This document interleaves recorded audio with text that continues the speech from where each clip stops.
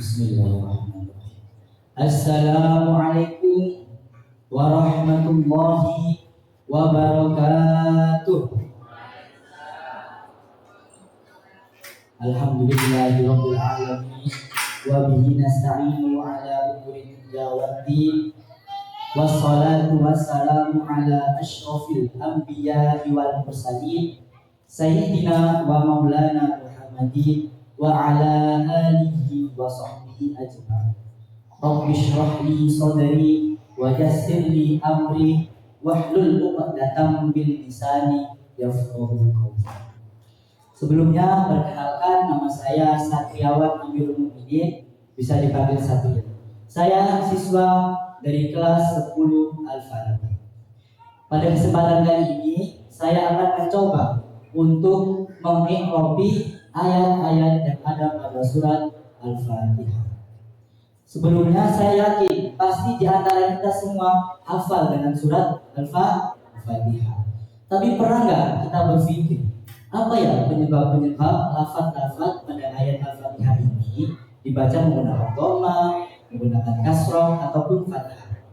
Maka dari itu, di sini saya akan mencoba untuk mengikhrobi dan menjelaskan penyebab-penyebab ayat-ayat tersebut dibaca fathah, dhamma, dan kasroh.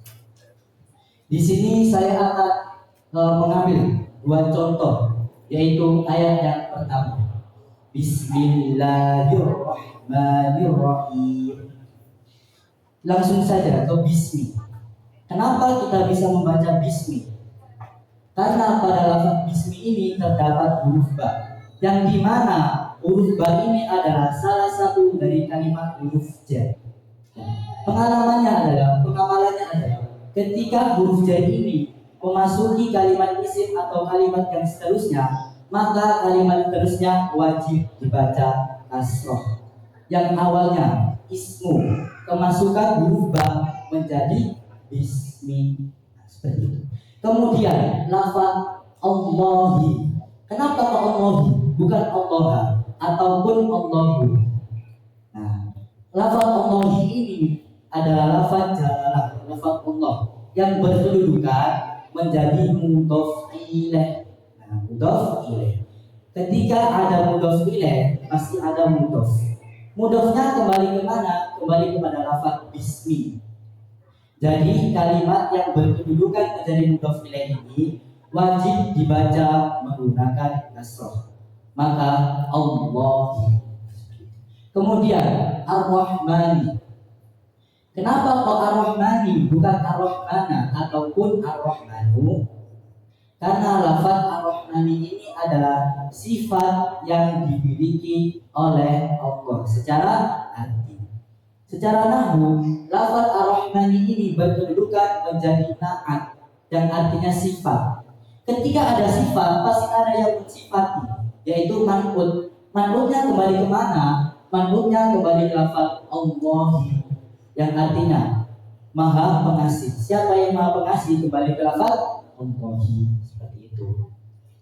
Maka ketika lafaz Allahi ini dibaca menggunakan kasroh, dan wajib Ar-Rahman ini juga dibaca menggunakan kasroh karena mengikuti lafaz Allahi. Kemudian lafaz Ar-Rahimi. Kenapa enggak Ar-Rahimah ataupun Ar-Rahim?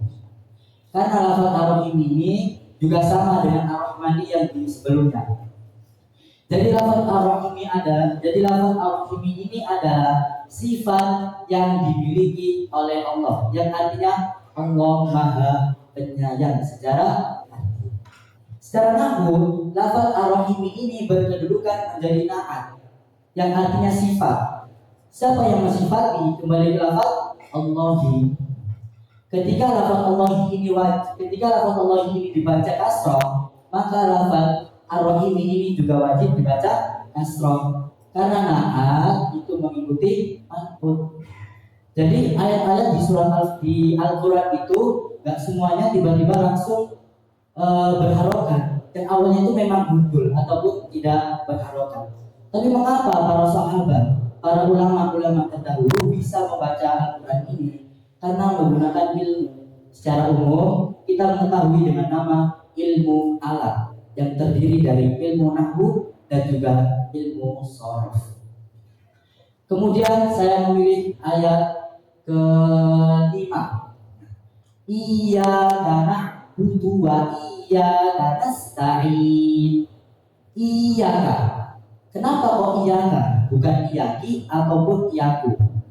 Karena iyyaka ini adalah kalimat isim dhamir, yang dimana kalimat isim dhamir ini wajib dibaca mabni atau selama-lamanya, abadan. Mabninya menggunakan apa? Menggunakan fathah pada huruf terakhir yaitu kaf. Karena apa menggunakan fathah?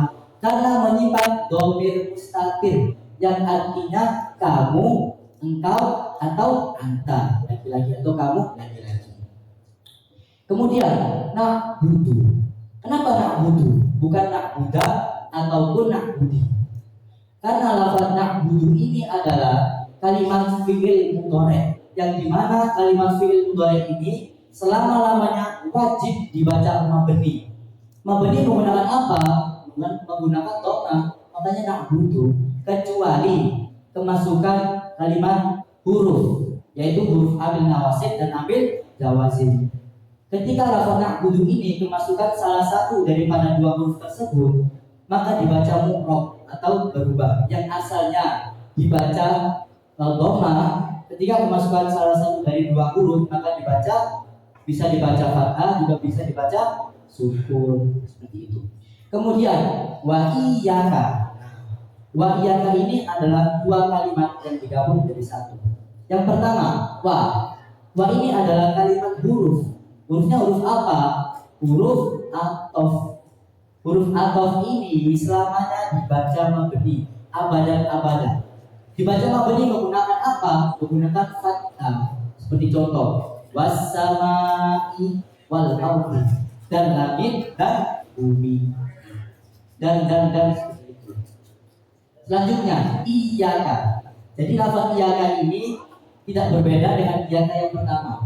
Iyyaka yang kedua ini sama dengan iyyaka yang pertama, yaitu isim dhamir yang selamanya dibaca mabni. Mabni menggunakan apa? Menggunakan fathah pada huruf kaf, yang artinya yaitu anta atau kamu, seperti itu. Kemudian nasta'inu. Nah, nasta'inu ini kenapa kok dibaca nasta'inu ya? Gak dibaca nasta'ina ataupun nasta'ini. Karena apa? Karena lafaz nasta'inu ini adalah kalimat fi'il mudhari. Mas, kenapa kok bisa dinamakan kalimat fi'il mudhari? Karena pada lafaz nasta'inu ini terdapat huruf nun pada awal kalimat yang berartikan kita atau kami. Nah, huruf nun ini adalah salah satu huruf mudhari'ah yang menjadi tanda daripada kalimat fi'il mudhari. Kenapa kok dibaca nun? Karena apa? Karena kalimat fi'il mudhari ini selamanya dibaca mabni menggunakan dhamma. Karena apa? Karena tidak dimasukkan kalimat huruf tambahan, yaitu amil jawazim dan amil nasib.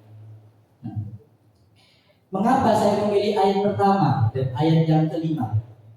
Karena apa? Karena isi dari surat Al-Fatihah itu terdapat pada ayat pertama dan ayat kelima. Ayat yang pertama, Bismillahirrahmanirrahim. Bismillahirrahmanirrahim ini memiliki banyak keutamaan. Salah satunya yaitu mengawali sesuatu dengan menyebut nama Allah. Jadi ayat Bismillahirrahmanirrahim ini mengajarkan kita ketika kita ingin mengawali atau melakukan sesuatu itu harus diawali dengan lafaz Allah. Contoh, saya mau lari, Bismillahirrahmanirrahim, lari. Saya mau makan, Bismillahirrahmanirrahim, makan. Seperti itu.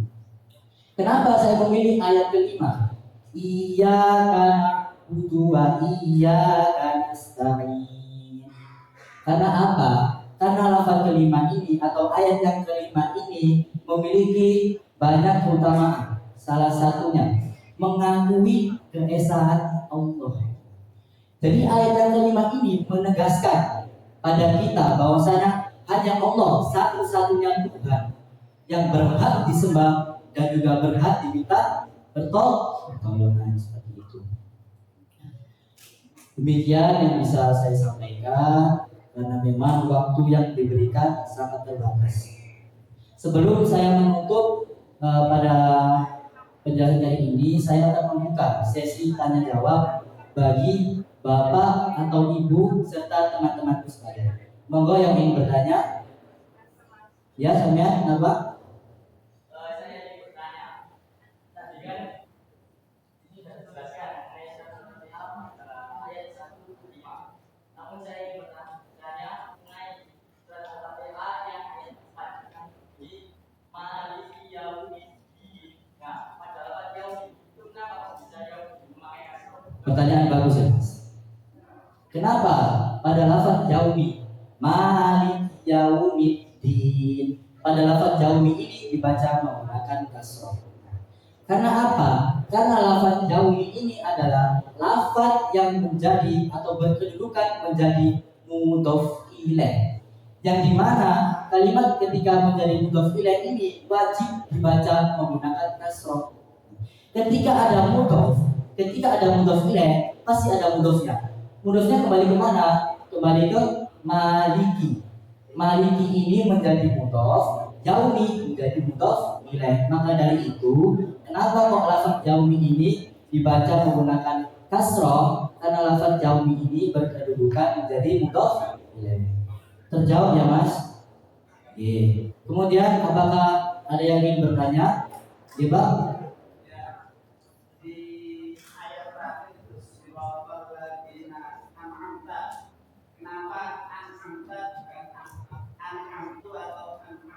Bagus sekali pertanyaannya, Pak.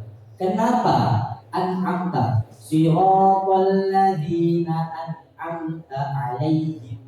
Kenapa kok an'amta? Jadi lafaz usulnya apa? Lafaz awalnya itu adalah an'ama, mengikuti wazan af'ala, yang akhirnya dibaca fathah.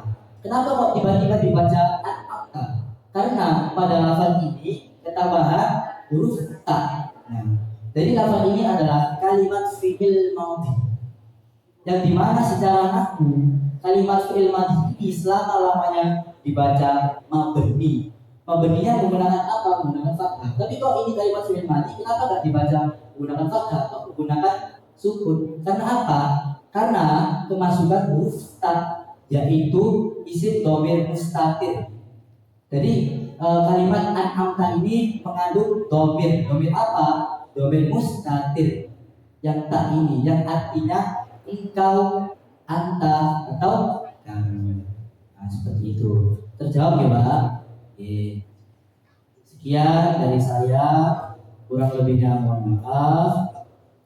Sebelumnya saya akan berpantun nih. Nanti kalau saya berpantun jawabnya cakep ya. Beli teri ke Lamongan, pulang-pulang tertusuk duri. Saya siswa Mas Tibatia izin pamit undur diri. Wabillahi taufiq wal hidayah. Wassalamualaikum warahmatullahi wabarakatuh.